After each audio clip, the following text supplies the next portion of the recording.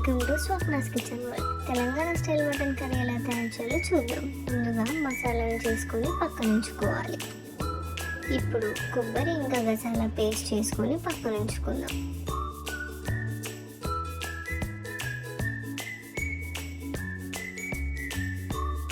ఇప్పుడు కుక్కర్లో ఆయిల్ వేసుకొని ఆనియన్స్ వేసుకొని కాస్త సాల్ట్ వేసుకొని గోల్డెన్ బ్రౌన్ వచ్చేంత వరకు ఫ్రై చేసుకుందాం. ఇప్పుడు కాస్త అల్లం వేసుకొని బాగా కలుపుకోవాలి. అందులో మటన్ వేసుకొని బాగా కలుపుకోవాలి. కాస్త పసుపు, సరిపడ కారం వేసుకొని కలుపుకోవాలి.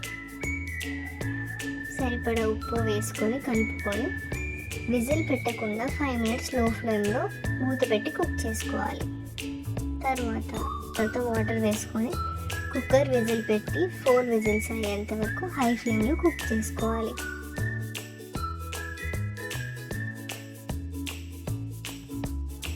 కొబ్బరి గసాలా చేసిన పేస్ట్ని యాడ్ చేసుకొని బాగా కుక్ చేసుకోవాలి.